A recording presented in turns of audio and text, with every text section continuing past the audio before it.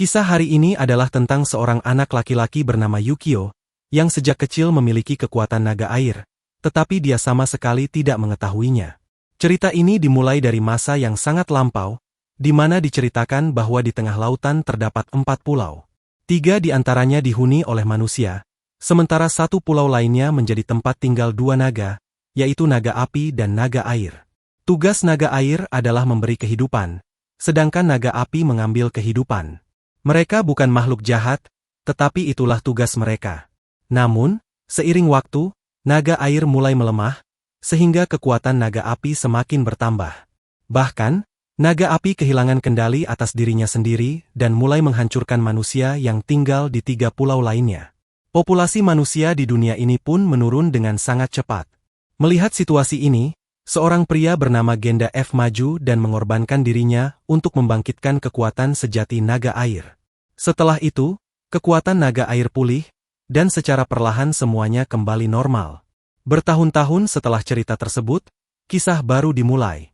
Kini, kita melihat salah satu dari 3 pulau tempat tinggal seorang anak laki-laki bernama Yukio. Ayahnya, Makoto, adalah seorang pelatih yang melatih anak-anak lainnya. Baru-baru ini, Makoto memilih seorang anak laki-laki bernama Jingi untuk dilatih.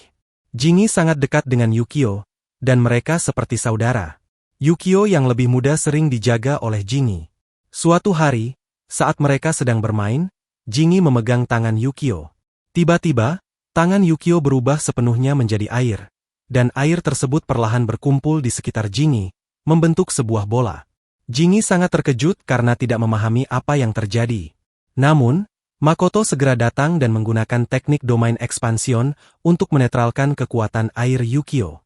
Setelah itu, gelembung air menghilang, dan Jingi serta Yukio kembali normal. Karena bingung, Jingi bertanya kepada Makoto apa yang sebenarnya terjadi. Makoto kemudian menjelaskan bahwa Yukio memiliki kekuatan naga air, tetapi karena dia masih sangat muda, dia belum memahami kekuatan tersebut. Untuk membangkitkan kekuatan ini sepenuhnya, diperlukan sebuah proses besar. Makoto meminta Jingi untuk merahasiakan hal ini, bahkan dari kedua kakak mereka, Haru dan Ibuki.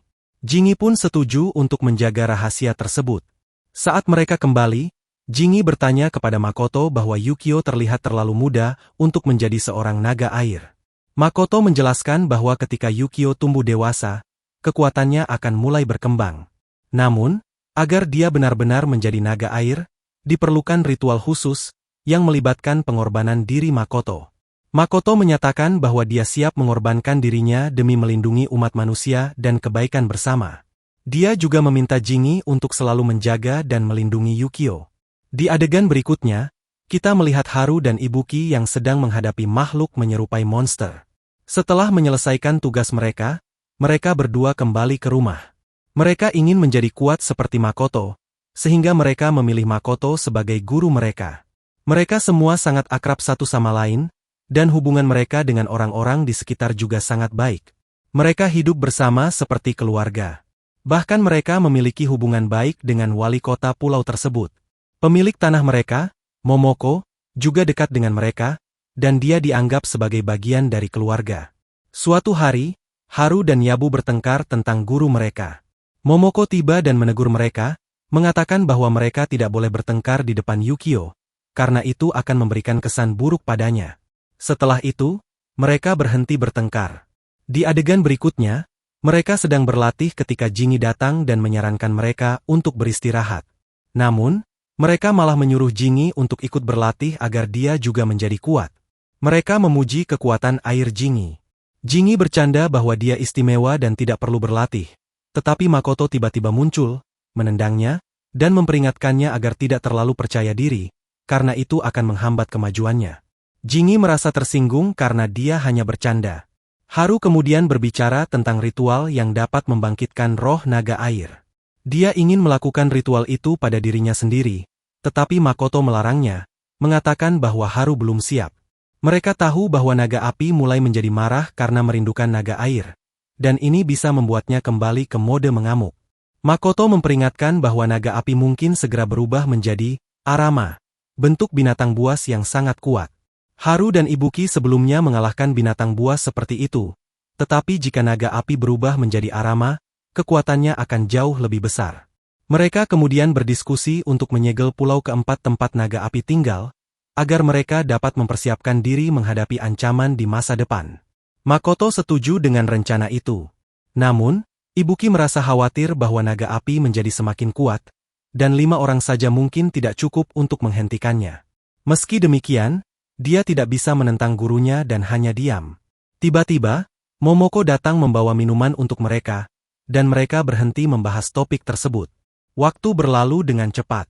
Mereka menikmati hari-hari mereka, dan beberapa minggu berlalu. Selama waktu itu, latihan Haru dan Ibuki berjalan lancar, pekerjaan rumah tangga juga selesai dengan baik, dan mereka semua bersenang-senang. Namun, suatu hari, gempa bumi yang sangat kuat mengguncang pulau mereka. Meski pulau tempat mereka tinggal berbeda dari pulau tempat naga api berada, gempa itu disebabkan oleh naga api, yang juga memengaruhi air di sekitar mereka. Di dalam perut bumi, gelombang energi terus bergerak, menyebabkan gempa yang bahkan mengguncang pulau tersebut. Jika dibiarkan, hal ini bisa menimbulkan kerusakan besar. Makoto pun memutuskan untuk menghentikan naga api yang menjadi sumber masalah ini dan menenangkannya. Sebelum pergi, dia meminta Haru dan Ibuki untuk menjaga semua orang di rumah. Dengan membawa pedang dan senjatanya, Makoto pergi meninggalkan mereka. Beberapa jam setelah Makoto pergi, gempa masih belum berhenti, bahkan semakin parah. Melihat situasi ini, Haru dan Ibuki memutuskan untuk pergi ke pulau keempat, tempat naga api tinggal. Mereka tidak tahu rencana Makoto atau apa yang sedang dia lakukan, tapi tetap nekat menuju ke sana. Sesampainya di pulau tersebut, mereka mengetahui bahwa naga api tinggal di dalam gunung berapi. Kekuatannya menyebabkan gunung itu bergetar dan menciptakan gempa. Mereka mencoba menenangkan naga dengan menggunakan energi mereka, perlahan membuat gunung berapi menjadi lebih stabil. Namun, tiba-tiba naga api marah besar, membuat gunung berapi kembali berguncang lebih kuat. Amarahnya juga memicu kehancuran lebih besar. Naga itu masuk ke mode amukan, Rampage mode, membuat gempa dan letusan gunung berapi semakin hebat. Haru dan Ibuki menyadari bahwa mereka tidak bisa mengalahkan naga itu. Dalam kondisi putus asa, mereka berencana meninggalkan pulau. Di sisi lain, Yukio dan Jingi juga berjuang untuk keluar dari pulau tersebut. Jingi berusaha menyelamatkan Yukio agar tidak terkena dampak kehancuran. Kembali ke pulau keempat, Haru dan Ibuki masih bertarung melawan naga api yang semakin ganas. Mereka kewalahan, jatuh satu persatu, hingga akhirnya mereka berpikir bahwa tidak ada jalan keluar untuk bertahan hidup. Saat naga hendak menyerang mereka, Makoto tiba-tiba muncul dan mencoba mengendalikan situasi. Dia meminta Haru dan Ibuki untuk segera meninggalkan pulau karena hanya dia yang bisa menenangkan naga api.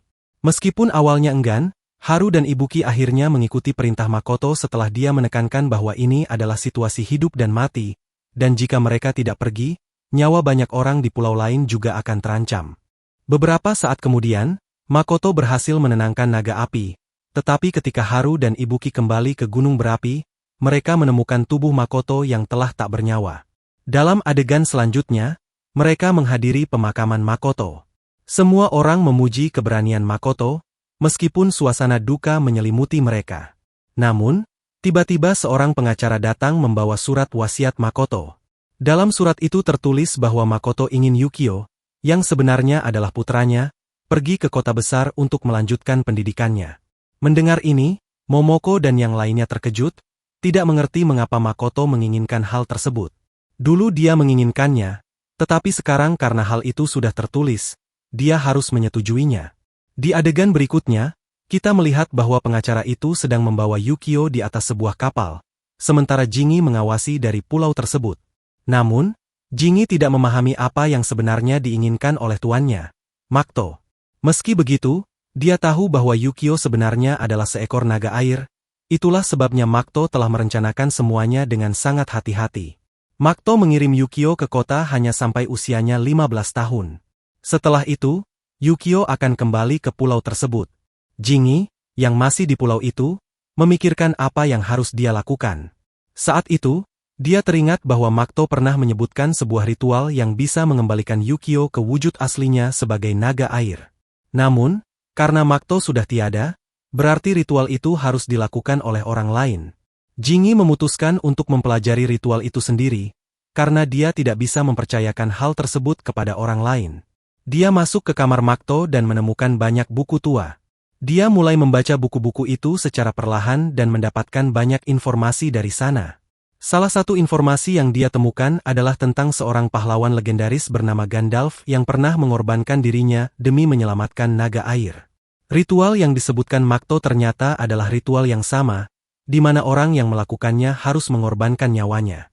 Mendengar hal ini, Jingi menjadi sangat takut, apalagi dia masih sangat muda. Namun, karena dia percaya pada Makto, dia tetap membaca buku-buku itu. Jingi menemukan beberapa buku yang ditulis langsung oleh Makto dalam bahasa yang lebih sederhana. Saat membaca, dia merasa ritual itu hampir tidak mungkin dilakukan. Namun, dia memutuskan untuk tetap mencoba, karena itu satu-satunya cara untuk menyelamatkan pulau. Setelah itu, dia memutuskan untuk menjalani hidupnya dengan gembira, karena dia merasa tujuan hidupnya hanya untuk mempelajari ritual tersebut dan melaksanakannya di akhir hidupnya. Waktu berlalu dengan cepat, dan 10 tahun kemudian Yukio hampir berusia 15 tahun. Di pulau itu, Momoko dan pengacara tersebut sedang berbicara, dan kita mengetahui bahwa waktunya Yukio untuk kembali telah tiba. Jingi mendengar percakapan itu dan berkata bahwa dia sendiri yang akan menjemput Yukio. Di adegan berikutnya, kita melihat Yukio menerima surat yang memintanya untuk pulang ke rumah. Setelah 10 tahun, Yukio hampir tidak mengingat apapun, tetapi dia tahu bahwa dia harus kembali ke pulaunya. Malam pun tiba, dan Yukio tertidur. Dalam mimpinya, dia kembali melihat dirinya berada di bawah air. Dia sudah terbiasa dengan mimpi itu, bahkan mulai menikmatinya. Namun, tiba-tiba sebuah tangan menariknya keluar, dan dia terbangun. Dia melihat kamarnya bergoyang seperti sedang terjadi gempa bumi. Namun, dia tidak terlalu memedulikannya. Keesokan harinya, kita melihat dia menerima sertifikat kelulusan karena telah menyelesaikan pendidikannya. Saat dia keluar, dia bertemu dengan gurunya, yang mengatakan bahwa dia mendengar Yukio akan kembali ke pulaunya. Sang guru bertanya apakah dia senang dengan hal itu, dan Yukio menjawab bahwa dia tidak terlalu peduli dan berharap orang-orang di sana akan sama baiknya seperti di sini. Namun, saat berjalan keluar, Yukio merasa sedikit sedih karena meskipun dia tinggal di tempat itu selama 10 tahun, dia tidak memiliki teman, sehingga waktu itu terasa membosankan baginya. Ketika dia melangkah keluar, dia melihat seseorang bernama Jingi sedang duduk dan terus-menerus menenggak kaleng bir, menarik perhatian semua anak di sekitar. Yukio tidak mengenali Jingi karena dia memakai kacamata hitam. Namun, ketika Jingi melepas kacamatanya, Yukio tetap tidak mengenalinya dan mengatakan, "Aku tidak mengenalmu." Setelah itu, Yukio mulai pergi, tetapi Jingi tidak menyerah. Karena Jingi curiga bahwa dia adalah Yukio, dia terus mengejarnya. Beberapa waktu kemudian, mereka sampai di sebuah jembatan. Ketika mereka sedang berjalan di sana, Jingi, untuk memastikan bahwa Yukio adalah Yukio yang sebenarnya, melemparnya dari atas jembatan ke dalam air. Saat jatuh ke air, Yukio mencoba berenang, tetapi ada dua hal. Pertama, Yukio adalah naga air, tetapi dia tidak tahu cara berenang. Kedua, seragam sekolahnya terlalu berat. Meskipun dia berusaha menggerakkan tangan dan kakinya, dia tidak bisa muncul ke permukaan. Tiba-tiba, tubuhnya mulai berputar-putar di dalam air tanpa dia melakukannya sendiri, seolah ada sesuatu yang menggerakkannya. Melihat hal ini, Jingi yakin bahwa dia adalah Yukio. Dengan mantra, Jingi mengangkat Yukio keluar dari air dan berdiri di atas permukaan air. Dia bertanya kepada Yukio, "Apakah kamu mengenaliku sekarang?" Tetapi Yukio masih tidak mengenalinya. Namun, Jingi sudah yakin bahwa dia adalah Yukio.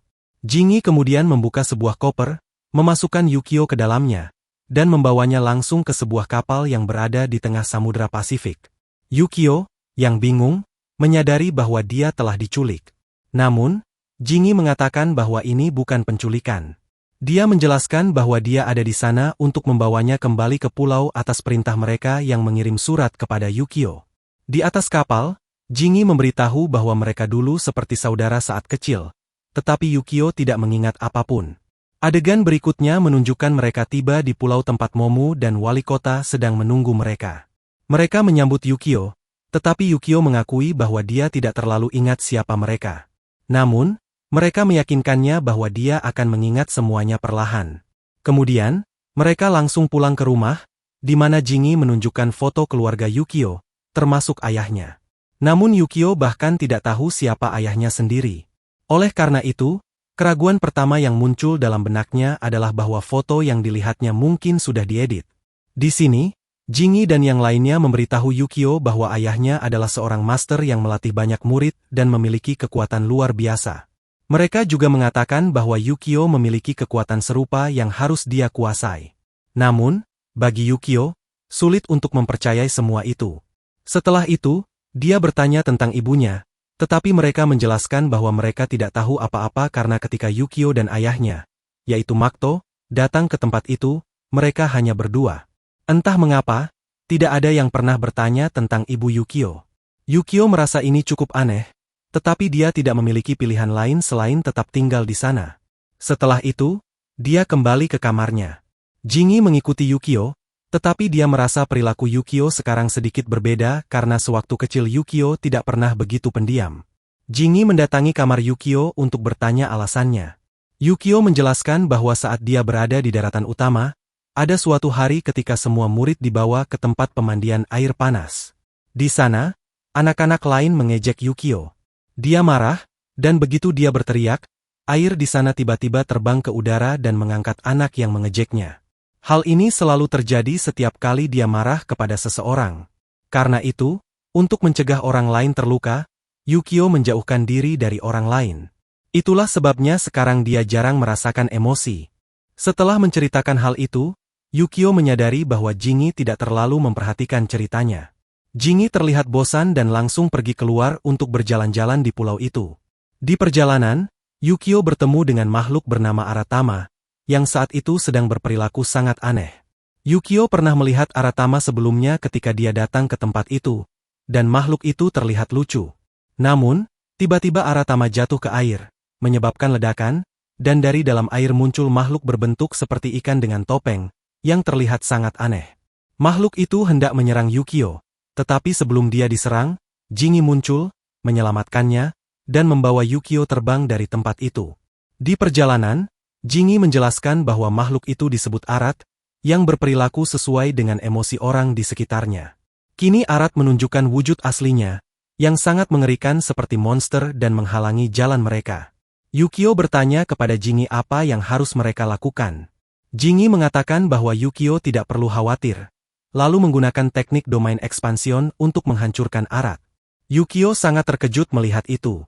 Namun, tiba-tiba Aratama terbentuk kembali ke wujud aslinya dan tetap terlihat sangat berbahaya. Ketika Aratama hendak menyerang mereka lagi, Jingi dengan tiba-tiba mendorong Yukio ke arah Aratama, membuat Yukio masuk ke dalam tubuh Aratama dan kini berada di dalam air. Dia merasa sangat gelisah, yang menyebabkan kekuatannya teraktifkan tanpa kendali. Akibatnya, dia secara tidak sengaja melepaskan ledakan energi. Saat ini, Yukio belum bisa mengontrol kekuatannya, sehingga ia bahkan menyerang Jingi. Namun, Jingi dengan mudah mengendalikan kekuatan Yukio. Yukio merasa Jingi mungkin akan marah karena diserang olehnya, tetapi Jingi berkata bahwa dia tidak perlu khawatir. Bahkan, Jingi sendiri juga belum sepenuhnya bisa mengendalikan kekuatannya. Yukio mulai berpikir apakah dia benar-benar bisa mengendalikan kekuatannya suatu saat nanti. Jingi lalu meyakinkannya bahwa jika dia berlatih, itu pasti bisa dilakukan. Setelah itu, Jingi perlahan memukul ringan dada Yukio, yang mengingatkannya pada masa kecilnya ketika Jingi melakukan hal yang sama. Di sisi lain, energi sisa dari Aratama yang dihancurkan oleh Yukio berubah menjadi energi murni. Energi tersebut kemudian terpecah menjadi beberapa Aratama Beast kecil. Keesokan harinya, Yukio terlihat sedang berlatih. Saat itu, Jingi datang menghampirinya. Yukio berkata bahwa dia merasa tidak akan bisa melakukan apapun karena tidak memahami apa yang sedang dilakukannya. Jingi menjelaskan bahwa Yukio tidak perlu melakukan apa-apa selain memusatkan perhatian pada energi murni, Le Energy. Yukio belum memahami apa itu Le Energy, tetapi Jingi menjelaskan bahwa Le Energy adalah energi vital yang mengalir di dalam tanah. Para master tingkat tinggi menggunakan energi ini untuk mengedarkan kekuatan mereka dan melawan makhluk seperti Aratama Beast. Jika Yukio bisa memahami dan mengendalikan Le Energy, dia juga bisa dengan mudah melawan Aratama Beast. Meskipun Yukio belum sepenuhnya mengerti, dia tetap mulai berlatih. Dalam adegan berikutnya, Jingi mendapatkan informasi bahwa ada orang yang melihat Aratama Beast berbahaya. Jingi memutuskan untuk membawa Yukio agar dia bisa berlatih sekaligus mendapatkan pengalaman. Mereka tiba di lokasi di mana Aratama Beast berada. Mereka mengamati dari kejauhan dan merencanakan strategi. Tetapi Aratama Beast mendengar pembicaraan mereka dan mendekat. Beast tersebut menyerang Jingi sementara Yukio berdiri di depannya. Tetapi makhluk itu tampaknya mengabaikan Yukio. Yukio merasa bingung, tetapi Jingi memintanya untuk membantu. Yukio menggunakan Le Energy yang baru saja dipelajarinya untuk menyerang dengan serangan berbasis air, yang sedikit melukai Aratama Beast dan membuatnya terjatuh. Namun, makhluk itu bangkit kembali dan menjatuhkan Jingi. Karena Jingi tidak dapat menyerang, dia meminta bantuan Yukio. Saat Yukio berpikir apa yang harus dilakukan, Haru tiba-tiba muncul. Dengan energi masifnya, Haru memurnikan Aratama Beast, mengubahnya menjadi Le Energy tanpa menyentuhnya. Yukio merasa kagum melihat ini. Haru kemudian mendekati Jingi dan berkata dia merasa bahwa dia harus mengurangi minum bir. Kami melihat bahwa ketika Aratama Beast dimurnikan, banyak kaleng bir ditemukan di dalam tubuh airnya. Mungkin itu sebabnya ia mengejar Jingi selama ini. Sementara itu, Haru melihat Yukio di dekat sana dan mendekatinya. Haru mengenali Yukio, jadi dia mengangkatnya. Namun, Yukio tidak mengenali Haru dan tidak tahu siapa dia. Jingi mengatakan kepada Haru bahwa Yukio terlihat ketakutan dan menyarankan agar Haru menurunkannya. Haru tahu bahwa Yukio tidak mengenalinya. Jadi dia menjelaskan bahwa dia adalah mantan murid ayah Yukio. Setelah itu, mereka kembali ke rumah, di mana Momo sedang memasak untuk mereka. Mereka menceritakan bahwa Yukio sangat menyukai masakan Momo saat masih kecil. Yukio mencoba mengingat hal ini, tetapi tidak ada yang terlintas di pikirannya. Di sana, Yukio mulai memuji Haru karena berhasil memurnikan energi Aratama Beast, hanya dengan menggunakan energinya dalam waktu yang sangat singkat. Haru menjelaskan bahwa dia sedang mempelajari seni, Le Mastery, yang bertujuan memurnikan Aratama Beast menggunakan energi. Dia mengatakan bahwa Aratama Beast bukanlah teman maupun musuh, karena mereka menyerang manusia bukan karena kehendak mereka sendiri. Oleh karena itu, Haru tidak membunuh mereka, melainkan memurnikan mereka sehingga mereka berubah kembali menjadi Aratama kecil yang tidak berbahaya. Yukio sangat menyukai filosofi ini. Di adegan berikutnya, kita melihat Jingi membawa Yukio dari pulau itu langsung ke pulau pertama. Yukio melihat bahwa pulau pertama sangat berkembang, dengan musisi, kios makanan, dan berbagai hal lainnya. Mereka berdua sedang naik kereta air, dan Yukio sangat terkesan karena belum pernah melihat kereta yang berjalan di atas air sebelumnya. Ketika mereka sampai di kota utama, Jingi mulai menjelaskan berbagai hal kepada Yukio, yang mendengarkan dengan seksama. Namun, karena keramaian, Jingi mengambil jalur yang berbeda, dan Yukio tidak menyadarinya.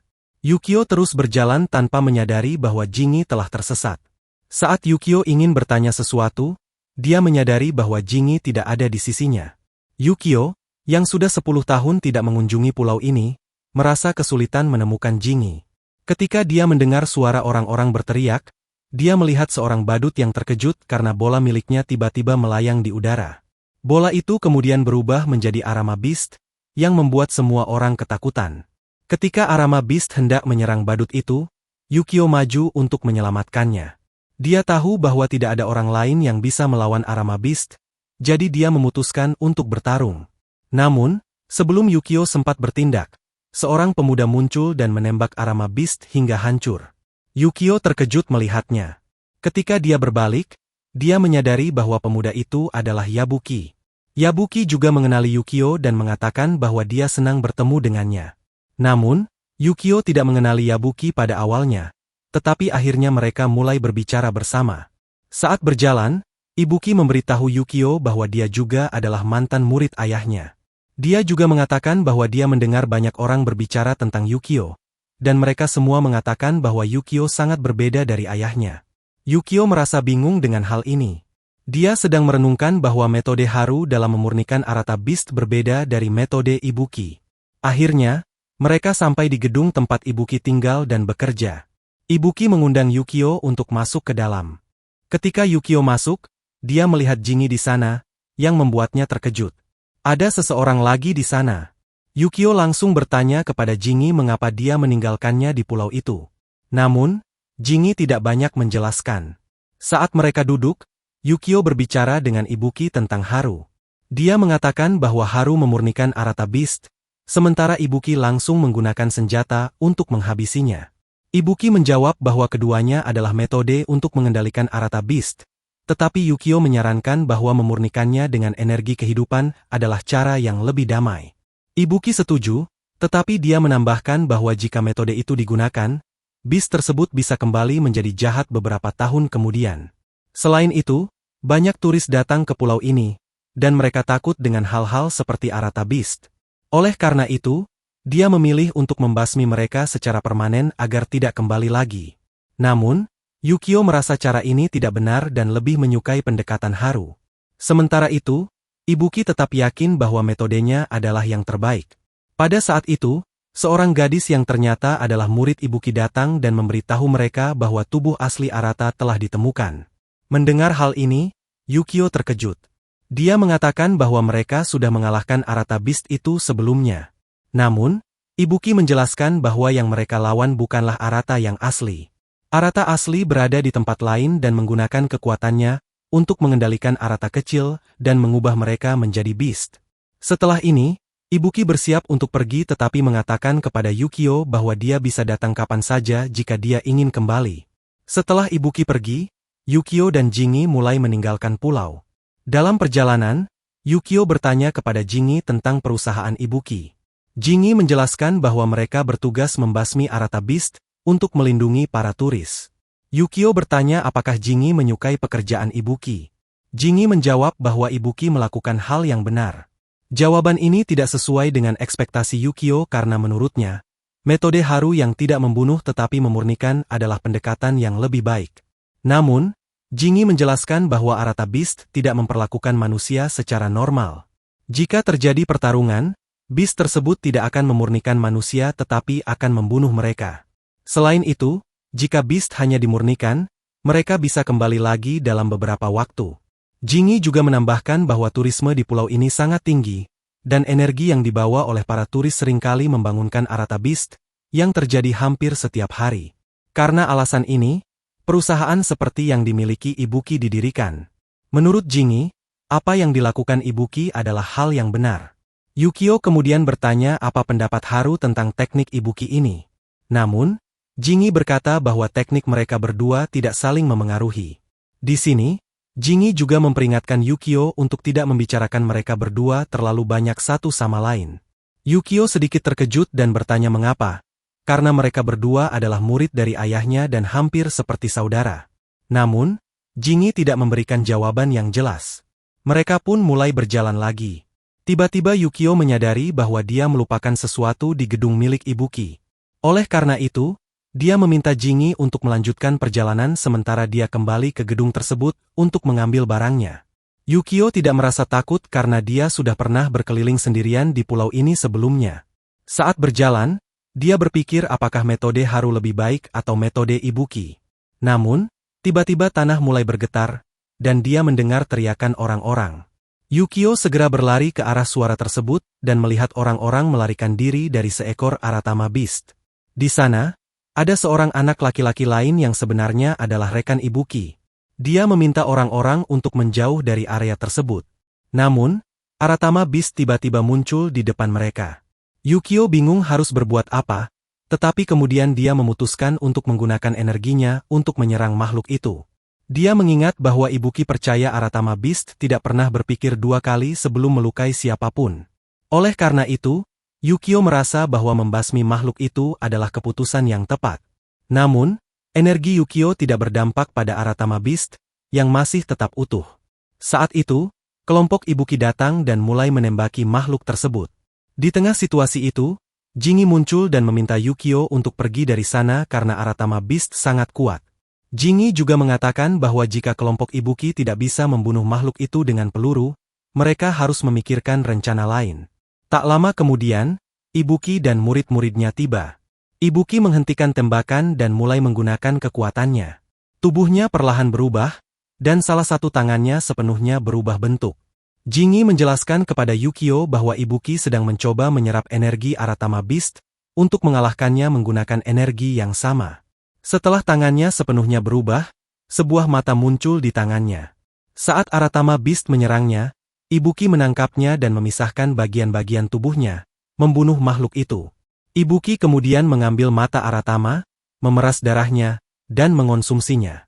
Dia menyatakan bahwa dia akan menjadi lebih kuat dari gurunya yang lama dan semua orang lainnya. Bahkan, dia mengatakan bahwa dia akan menjadi lebih kuat dari seekor naga. Yukio sangat terkejut melihat semua ini, tetapi kemudian dia mengetahui bahwa setelah proses ini, Ibuki harus menanggung rasa sakit yang luar biasa karena proses ini menghabiskan banyak energinya.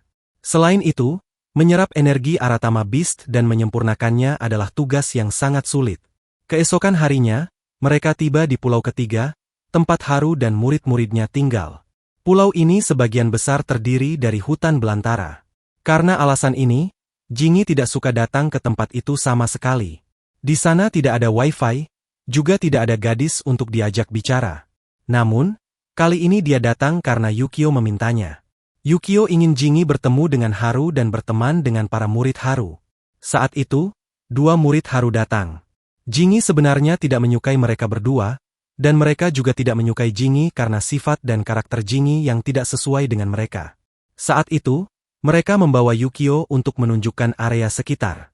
Namun, area tersebut hanya berupa hutan belantara. Mereka akhirnya tiba di dekat sebuah kuil, Shrine, tempat dua patung naga berada. Mereka menjelaskan bahwa kedua patung itu dibuat untuk menghormati naga air dan naga api. Yukio yang penasaran tentang naga bertanya lebih banyak. Mereka menunjukkan ke arah pulau keempat, tempat naga-naga itu tinggal. Mereka juga menceritakan kisah saat naga api marah dan menyerang.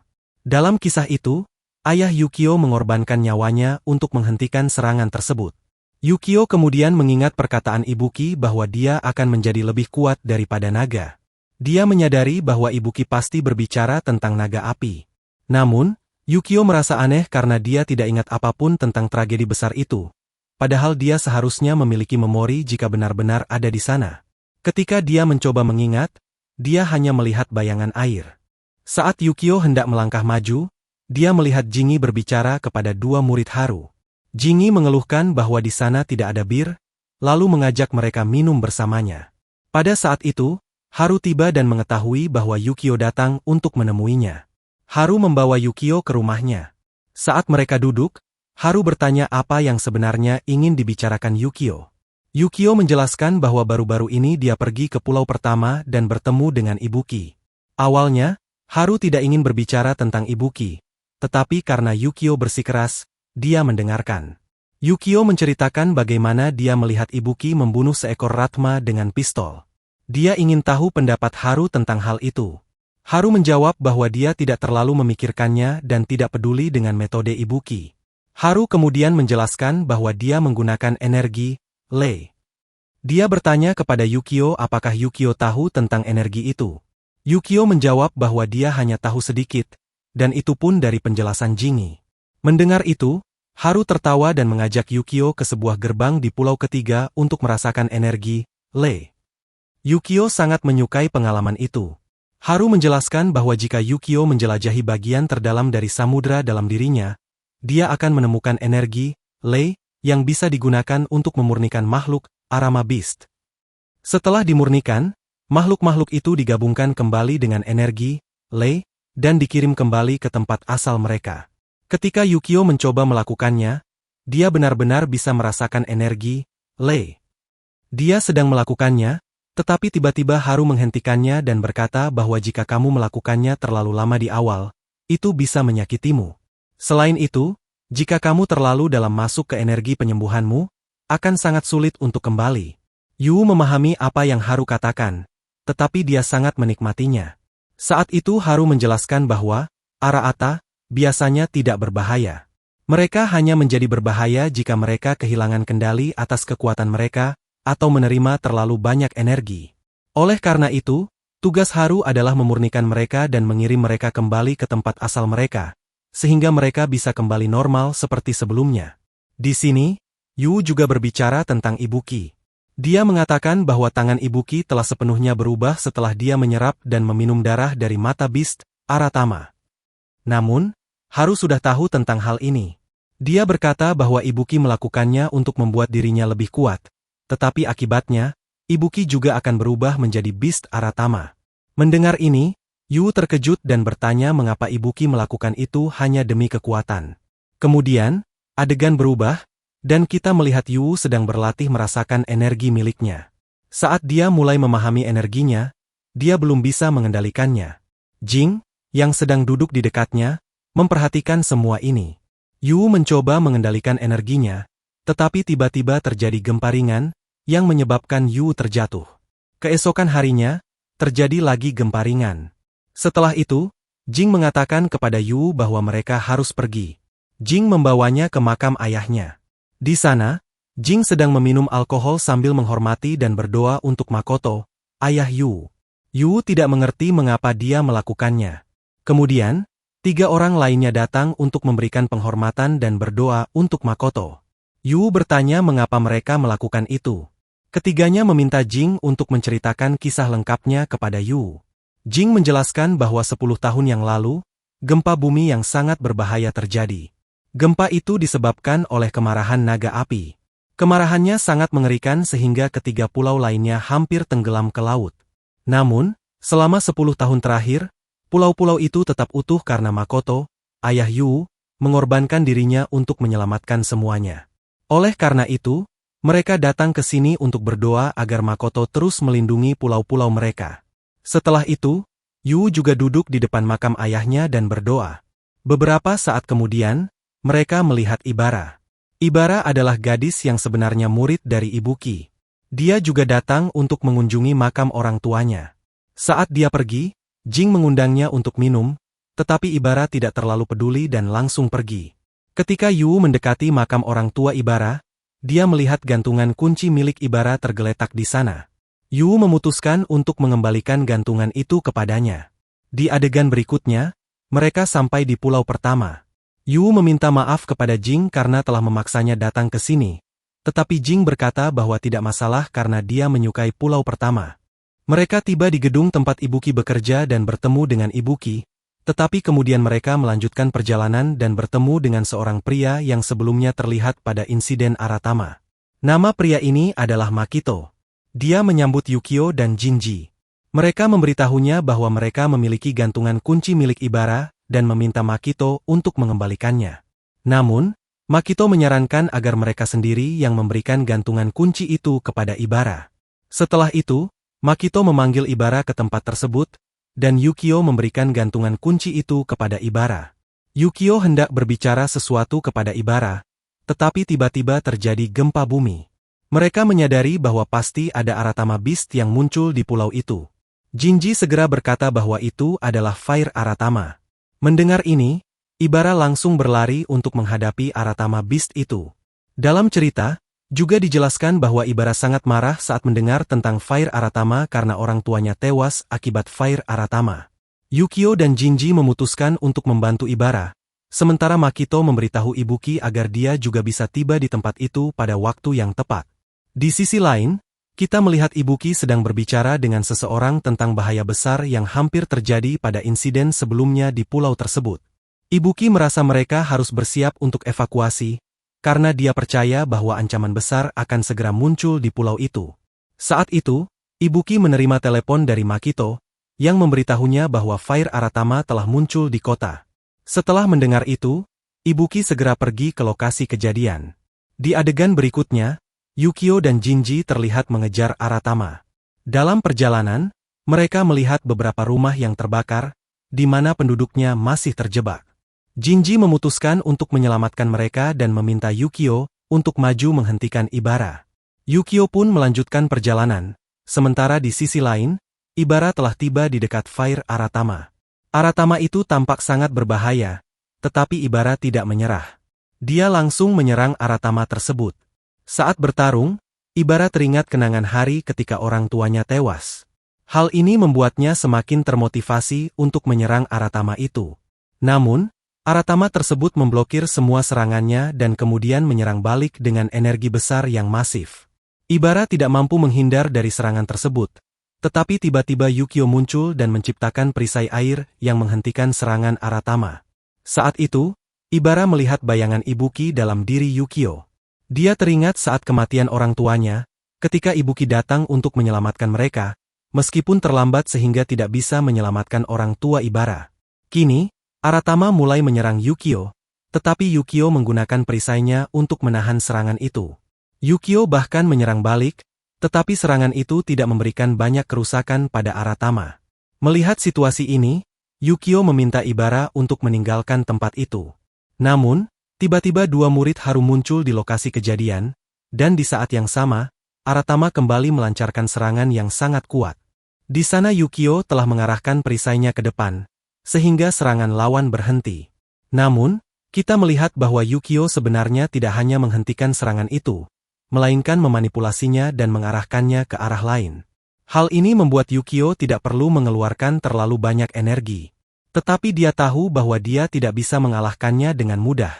Karena itu, dia memberitahu ketiga rekannya untuk melarikan diri dari tempat itu. Namun, Ibara menolak dan mengatakan bahwa jika mereka melarikan diri, maka Aratama tersebut akan mengejar mereka dan akhirnya menyerang kota ini. Hal itu akan membahayakan orang-orang lain yang sedang berkunjung ke kota tersebut. Apa yang dikatakan Ibara memang benar. Setelah itu, Ibara melompat dan mulai menyerang Aratama tersebut. Dia memiliki kekuatan petir yang cukup efektif untuk memberikan kerusakan pada Aratama. Namun, kekuatan petir itu masih sedikit kurang kuat. Ibara meminta Yukio untuk membantunya pada saat yang sama. Kemudian Yukio menggunakan kekuatan airnya. Karena Aratama ini memiliki elemen api, serangan air memberikan dampak besar pada tubuhnya, memadamkan api yang membakar tubuhnya. Namun, efek ini tidak bertahan lama, dan api tersebut kembali muncul. Di sini, Yukio dan Ibara bekerja sama untuk menyerang Aratama. Yukio kemudian meminta bantuan dari dua murid Haru, yang juga mulai ikut menyerang. Salah satu dari mereka memiliki kekuatan sihir angin. Dengan serangan gabungan mereka, Aratama mulai kesulitan menentukan siapa yang harus diserang. Dalam beberapa saat, akhirnya mereka berhasil memurnikan Aratama itu. Ketika mereka sedang merayakan keberhasilan tersebut, tiba-tiba 3 batu besar jatuh dari langit. Batu-batu ini adalah batu api yang kemudian berubah menjadi Fire Tama. Mereka kemudian mengetahui bahwa batu-batu itu berasal dari pulau keempat, tempat para naga tinggal. Di sini, mereka menyadari bahwa mereka tidak mungkin menang melawan makhluk ini. Ibara mengatakan bahwa dia akan tetap tinggal dan melawan, sementara yang lain melarikan diri untuk mencari bantuan. Namun, sebelum mereka bisa melarikan diri, tiba-tiba salah satu Aratama menciptakan penghalang api di sekitar mereka, sehingga mereka tidak dapat pergi. Karena itu, mereka tidak punya pilihan selain bertarung. Yukio memahami situasi ini dan mulai merasakan energi dalamnya. Matanya mulai bersinar, dan kekuatannya yang sesungguhnya akan dilepaskan. Pada saat itu, Haru dan Ibuki tiba. Haru segera memurnikan salah satu Aratama begitu dia tiba, sementara Ibuki menghabisi Aratama lainnya dengan pistolnya. Mereka berdua kemudian menyerang Aratama yang tersisa bersama-sama dan berhasil menjatuhkannya. Ketika Ibuki hendak mengambil mata Aratama tersebut dan meminum darahnya, Haru memurnikannya. Hal ini membuat Ibuki sangat marah. Dia bertanya kenapa Haru melakukan itu, dan Haru menjawab bahwa jika master mereka, Mako, ada di sini, dia tidak akan senang melihat Ibuki menggunakan sihir hitam. Ibuki mengatakan bahwa dia tidak peduli, karena menurutnya master mereka mati karena mereka lemah. Jika mereka lebih kuat saat itu, master mereka tidak akan mati. Saat itu, Aratama yang sebelumnya sudah dijatuhkan tiba-tiba bangkit kembali dan hendak menyerang mereka. Namun, Haru menggunakan sihir anginnya untuk menghentikan serangan tersebut. Bagian tersebut hancur, dan di sini mata Arat Ma Beast jatuh ke bawah. Ibuki hendak mengambil dan mengonsumsi darah dari mata itu, tetapi Haru menghentikannya. Hal ini memicu perkelahian di antara keduanya. Saat itu, Jingi datang secara diam-diam dan memurnikan mata tersebut. Setelah itu, dia pergi menemui Yukio. Ketika bertemu Yukio, Jingi mengatakan kepada mereka berdua bahwa mereka tidak seharusnya bertarung di depan murid-murid mereka. Mendengar hal ini, mereka berhenti bertarung. Namun, Haru tetap berpikir bahwa Ibuki tidak seharusnya menggunakan sihir hitam karena Maktou tidak pernah menyukai hal itu. Tetapi Ibuki tidak peduli dengan hal tersebut, dan mereka berdua pergi dari sana. Kemudian, kita melihat bahwa Ibara, Yukio, dan kedua murid Haru bertemu. Karena usia mereka hampir sama, Ibara memberikan nomor teleponnya kepada Yukio agar mereka bisa tetap berhubungan. Meski awalnya murid-murid Haru dan murid Ibuki seperti Ibara tidak begitu akrab, mereka akhirnya berteman dan berbagi nomor satu sama lain, bahkan membuat grup bersama. Setelah Yukio kembali, dia berbicara dengan Momoko tentang apa yang sebenarnya terjadi antara Haru dan Ibuki. Momoko menjelaskan bahwa dia tidak tahu semuanya secara mendetail. Tetapi setelah kematian Makoto, Haru dan Ibuki pergi ke pulau tempat tubuh Makoto ditemukan. Setelah itu, Ibuki memutuskan untuk meninggalkan ajaran Makoto dan memilih jalannya sendiri, untuk menjadi lebih kuat agar bisa menghentikan Fire Dragon jika muncul lagi di masa depan. Namun, beberapa waktu kemudian, Ibuki kembali, tetapi dia telah mengubah jalan hidupnya. Karena perbedaan tersebut, hubungan antara Haru dan Ibuki menjadi tidak baik, dan situasi tetap seperti itu hingga sekarang. Setelah itu, kita melihat Jingi sedang duduk, sementara Yukio tertidur di ruangan lain. Yukio bermimpi, mimpi yang pernah dia alami ketika masih di sekolah. Dalam mimpinya, dia berada di dalam air. Sudah lama sejak dia bermimpi seperti ini, jadi dia merasa sedikit terkejut. Di dalam air, dia tetap tenang, tetapi tiba-tiba dia merasakan energi misterius menariknya. Dia mencoba naik ke permukaan air tetapi tidak bisa. Lalu muncul sebuah mata yang tampaknya milik Arama. Yukio merasa ketakutan melihatnya, tetapi Jingi datang dan membangunkannya.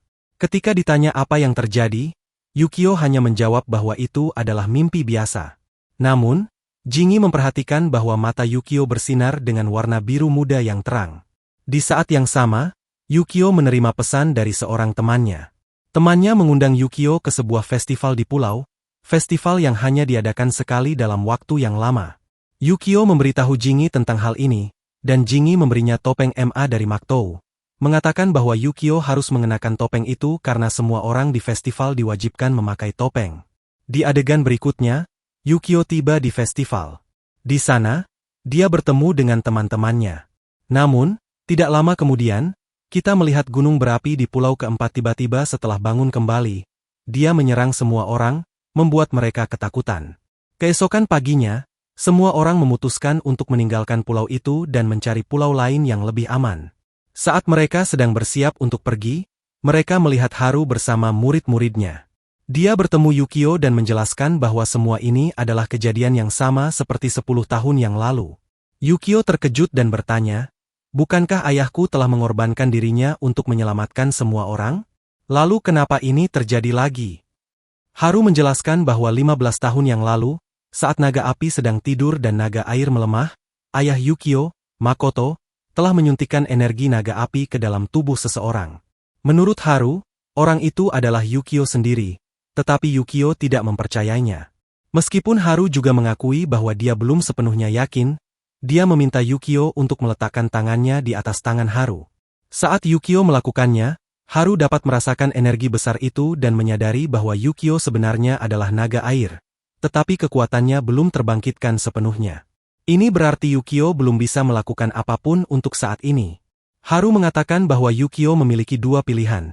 Yang pertama adalah menjalani pelatihan yang sangat keras selama beberapa tahun untuk menjadi cukup kuat dan kembali berubah menjadi naga air. Atau pilihan kedua adalah melakukan ritual yang akan mengubah tubuh Yukio menjadi energi naga untuk memanggil naga air.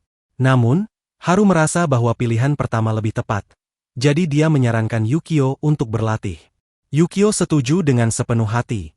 Sementara itu, untuk menghentikan naga api, Haru memutuskan pergi langsung ke tempatnya. Dia meminta murid-muridnya untuk pergi bersama Yukio dan Jinji ke daratan utama, tempat Yukio dulu belajar, dan membawa Momoko bersama mereka. Meskipun murid-muridnya sedih dan ingin ikut bersamanya, Haru menolak. Di adegan berikutnya, Haru telah tiba di tempat naga api. Naga itu belum sepenuhnya terbangun, jadi Haru mulai menciptakan penghalang di atas gunung berapi dengan kekuatannya. Namun, untuk melakukannya, dia harus mengorbankan dirinya, seperti yang dilakukan Makoto. Saat itu, Ibuki tiba dan berkata bahwa dia yang akan melakukannya. Mereka berdebat tentang siapa yang harus berkorban. Tetapi sebelum keputusan diambil, naga api bangun dan muncul. Melihat situasi ini, Haru segera mengubah tangannya menjadi senjata Arama dan mulai menyerang. Namun, serangannya tidak terlalu efektif. Haru juga bergabung untuk membantu, tetapi bahkan dengan kekuatan gabungan mereka, mereka tidak dapat menghentikan naga api. Mereka mulai kelelahan. Saat naga api menyerang Ibuki, dia jatuh ke tanah. Melihat itu, Haru mendekatinya untuk membantu, tetapi naga itu menyerang lagi, membuat mereka semakin terdesak. Ia mulai menyerang dari atas, tetapi saat itu Yukio dan siswa lainnya tiba di sana dan berhasil menghentikan serangan naga api tersebut. Namun, Haru dan Ibuki sama sekali tidak senang dengan hal ini. Menurut mereka, siswa-siswa itu seharusnya tidak datang ke tempat ini karena sangat berbahaya. Tetapi, sekarang tidak ada yang bisa dilakukan. Karena itu, mereka memutuskan untuk bertarung bersama. Sayangnya, kehadiran mereka tidak banyak membantu karena naga itu sama sekali tidak kelelahan. Melihat situasi ini, Haru memutuskan untuk menggunakan teknik rahasia dari gurunya, Makoto. Haru berhasil mengikat naga tersebut dengan rantai, tetapi energinya belum cukup kuat untuk menahannya terlalu lama. Akibatnya, tidak lama kemudian naga itu berhasil bebas kembali. Di sisi lain, Ibuki yang melihat situasi semakin kritis, mengubah dirinya sepenuhnya menjadi arat. Transformasi ini membuat kekuatannya meningkat secara signifikan.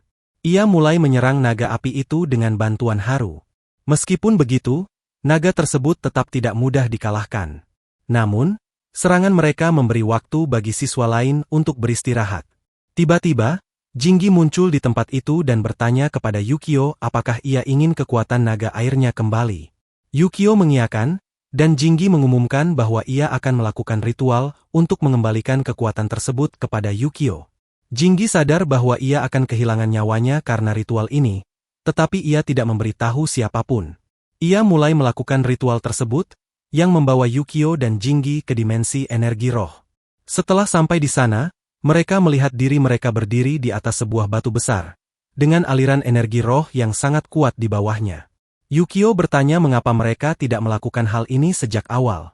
Jinggi menjawab bahwa ia belum siap sebelumnya karena ritual ini akan mengorbankan nyawanya.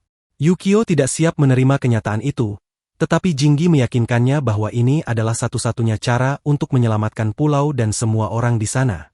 Jinggi memegang tangan Yukio dan langsung melompat dari atas batu ke aliran energi di bawah. Mereka terjun ke dalam air, dan Yukio menemukan naga air yang sedang tertidur. Saat tubuh Yukio mendekati naga air tersebut, ia terhubung dengannya. Hal ini membuat Yukio melihat kembali semua kenangan masa kecilnya, termasuk saat bersama ayahnya, Makoto. Ketika ia kembali ke dunia nyata, ia melihat tubuh Jinggi sudah tidak bernyawa. Yukio pun dengan penuh kemarahan menciptakan gelombang air yang sangat besar dan berubah menjadi wujud naga air sejatinya. Air yang mengalir deras itu membuat semua orang di sana menjauh. Kini, mereka menyaksikan pertarungan antara naga air dan naga api. Pertarungan ini bukan untuk kemenangan, tetapi karena kemarahan naga api akibat ketidakhadiran naga air. Yukio hanya berusaha menenangkannya ketika dia melawan, dan ketika dia berhasil menghentikan naga api dengan cara tertentu, dia berkata bahwa tidak perlu marah lagi karena sekarang dia sudah ada di sini. Mendengar ini, naga api perlahan mulai tenang. Setelah itu, keduanya saling terhubung, dan pertarungan pun berhenti di situ. Energi yang tadi kacau juga telah menjadi netral, membuat semua orang terkejut. Akhirnya, mereka semua bisa bernapas lega. Ketika Yukio kembali ke tubuh normalnya, dia langsung mendekati Jinggi. Namun, Jinggi ternyata sudah tidak bernyawa. Hal ini membuat Yukio sangat terpukul. Di adegan berikutnya, terlihat bahwa pemakaman Jinggi sedang berlangsung, sementara Yukio mengurung dirinya di kamar karena merasa sangat bersalah. Teman-temannya khawatir padanya dan juga merasa sedih karena kehilangan Jinggi, yang usianya masih sangat muda. Meski mereka tidak terlalu menyukai Jinggi sebelumnya, karena sifatnya yang cenderung tertutup dan jarang berbicara dengan baik kepada siapapun, namun itulah yang membuatnya unik. Kemudian, Momo datang menemui Yukio dan menyarankan agar dia bertemu Jinggi untuk terakhir kalinya. Namun, Yukio menolak karena dia hanya menyalahkan dirinya sendiri. Dia berkata bahwa jika dia lebih kuat, Jinggi tidak perlu mengorbankan nyawanya untuk mengaktifkan kekuatan naga air. Momo mencoba meyakinkan Yukio bahwa ini bukan salahnya. Dan jika memang ada cara lain, Jinggi pasti tidak akan memilih jalan ini. Tetapi, karena ini adalah satu-satunya pilihan yang tersisa, Jinggi telah memutuskan dengan matang. Akhirnya, Yukio setuju, tetapi dia tetap tidak masuk ke ruangan tersebut. Beberapa saat kemudian, seekor aratama kecil, yang tidak berbahaya, terbang menuju ruangan tempat Jingi berada. Yukio mengikutinya dan bertemu dengan wali kota di sana. Wali kota, yang sangat sedih, berkata kepada Yukio bahwa dia telah menyelamatkan seluruh pulau, tetapi dia merasa bersalah karena Yukio kehilangan anggota keluarganya lagi dalam proses itu. Yukio memahami apa yang dikatakan wali kota dan menegaskan bahwa ini bukan kesalahannya. Setelah itu, wali kota pergi, memberi Yukio waktu untuk berbicara dengan Jingi sendirian. Yukio duduk di dekat Jingi, masih sangat sedih namun juga marah. Dia memegang kerah Jingi dan memintanya untuk bangun, karena dia tidak bisa meninggalkannya begitu saja dengan kutukan yang menimpanya. Saat melakukan ini, Yukio tiba-tiba menemukan dirinya di dalam dunia energi Lei, di mana dia melihat aliran energi yang sangat besar dan kolam emas besar di tengahnya. Di dekat kolam itu, dia melihat Jingi berdiri sambil melambai padanya untuk meminta bantuan. Yukio tidak mengerti apa yang sedang terjadi dan apa yang dilakukan Jingi di sana. Namun, sebelum dia menyadari sepenuhnya, Jingi sudah terjun ke dalam kolam energi Lei itu dan mulai terbawa arus. Dengan begitu banyak energi Lei, menemukan Jingi menjadi hampir mustahil. Masalahnya, Yukio saat itu hanya berada di sana dalam bentuk roh. Dia datang ke sini, itulah sebabnya dia tidak bisa melakukannya. Sekarang dia kembali ke waktu normal, di mana dia menyadari apa yang harus dia lakukan. Dia memberitahu Momo dan Mayor untuk memberitahu Haru dan Ibuki bahwa mereka masih bisa menyelamatkan Jingi. Setelah itu, Yuk melarikan diri dari sana, berubah menjadi naga air, dan langsung melompat ke gunung berapi di pulau keempat. Akibatnya, penghalang yang ada di atas gunung berapi tersebut hancur, dan tubuh Yukio sekarang berada di real energi Lei yang sesungguhnya. Di sana, dia mencoba mencari Jingi, tetapi energi di sekitarnya terlalu besar sehingga hampir mustahil untuk menemukannya. Namun, dia tidak menyerah dan terus mencari. Beberapa saat kemudian, dia bertemu dengan jiwa ayahnya, Makto. Yukio sangat terkejut, awalnya dia bahkan tidak mengenali Makto, tetapi Makto langsung mengenalinya. Makto menjelaskan siapa dirinya, dan Yukio mendengarnya dengan terkejut. Mereka berbicara panjang lebar, dan Makto mengungkapkan bahwa dia mengirim Yukio ke daratan utama, tempat sekolah itu berada, selama 10 tahun agar Yukio bisa belajar dan memahami bagaimana manusia normal menjalani hidup. Hal ini karena pemahaman seperti itu tidak mungkin diperoleh di pulau. Setelah berbicara, Yukio memberitahu Makto tentang Jingi dan bertanya apakah Makto bisa membantunya. Makto setuju dan mengatakan bahwa ketika jiwa Jingi datang ke sini, dia menggunakan teknik formasi untuk menempelkan partikel tertentu ke jiwa Jingi sehingga dia bisa mengetahui keberadaan Jingi. Kemudian, mereka berdua mulai mencari Jingi.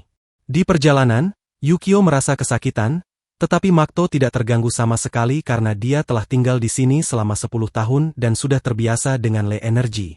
Jika Jingi tetap di sini terlalu lama, dia akan berubah menjadi Lei energi. Namun, Makto tidak berubah menjadi Lei energi karena dia harus menghentikan naga api. Saat mereka maju, di luar kita melihat Ibuki dan yang lainnya menyadari bahwa Yukio berubah menjadi naga air dan pergi ke pulau keempat. Mereka pun segera menuju ke arah yang sama. Setelah sampai di pulau, Haru menciptakan formasi koneksi yang membuka portal ke Lei Energy Realm. Haru melakukan ini karena formasi di atas gunung berapi telah rusak, yang sebelumnya menghubungkan gunung berapi itu dengan Lei Energy Realm. Tanpa formasi itu, Yukio tidak bisa keluar dari sana dengan cara normal. Di sisi lain, Yukio dan Makto terus mencari Jingi di Lei Energy Realm. Beberapa saat kemudian, mereka menemukan Jingi tenggelam dalam Lei Energy. Mereka segera menyelamatkannya. Yukio sangat senang melihat Jingi, begitu pula Jingi yang terkejut dan bahagia bertemu dengan Makto, gurunya. Namun, mereka harus kembali, dan karena formasi sudah hancur, mereka tidak bisa kembali melalui portal tersebut. Tiba-tiba, Yukio melihat bintang bersinar di kejauhan. Tampak jelas bahwa Yukio sudah mengerti ini adalah jalan keluar, meskipun dia tidak tahu bahwa portal itu diciptakan oleh Haru. Namun, dia dapat memahami karena portal itu adalah hal yang paling aneh di sana. Ketika mereka berdua mulai melangkah maju, maka Makato berkata kepada Yukio dan Jingi bahwa kini tugas menghadapi Fire Dragon ada di tangan mereka. Dia menegaskan bahwa tugasnya sudah selesai, lalu berpamitan kepada mereka dan menyatu dengan energi suci. Setelah itu, Yukio dan Jingi melanjutkan perjalanan mereka menuju portal. Saat mereka tiba di dekat portal, tiba-tiba Ibuki mengubah tangannya menjadi senjata magis dan mengulurkannya untuk membantu Yukio dan Jingi keluar. Namun, tangan Yukio tergelincir, dan dia jatuh ke belakang, yang membuatnya tiba-tiba memasuki dimensi lain di mana jiwa Fire Dragon berada. Di sana, jiwa Fire Dragon tidak ingin Yukio pergi lagi. Namun, Yukio menjelaskan bahwa dia sekarang tidak hanya seorang Water Dragon tetapi juga seorang manusia. Karena itu, dia harus menjalani hidup sebagai manusia. Yukio meyakinkan Fire Dragon bahwa dia akan segera kembali. Akhirnya, Fire Dragon setuju dan membiarkannya pergi. Yukio pun kembali ke realm energi suci, tempat Ibuki sekali lagi mengulurkan tangannya. Kali ini, mereka berhasil saling berpegangan dan keluar dari sana. Ketika mereka keluar, Yukio menyadari bahwa Jingi tidak bersamanya. Ternyata, jiwa Jingi telah kembali ke tubuhnya. Ketika Jingi bangkit, Momo dan Mayor sangat terkejut melihatnya hidup kembali. Begitu sadar, hal pertama yang dikatakan Jingi adalah bahwa dia ingin minum bir. Di sisi lain, Yukio, yang merasa senang, langsung meminta maaf kepada semua orang karena telah membuat mereka khawatir. Namun, semua orang juga sangat bahagia karena berkat Yukio, Jingi bisa diselamatkan.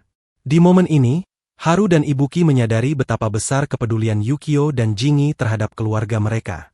Hal ini mengingatkan mereka pada masa lalu ketika mereka seperti saudara. Akhirnya, mereka memutuskan untuk melupakan permusuhan mereka. Beberapa waktu kemudian, Ibuki berhenti menggunakan sihir hitam dan kembali ke jalan yang diajarkan oleh Makato. Kita juga melihat bahwa Haru dan kedua murid tersebut telah pergi ke daratan utama. Di sana, mereka mulai sekolah dan akan menyelesaikan pendidikan mereka. Dengan ini, cerita anime ini berakhir.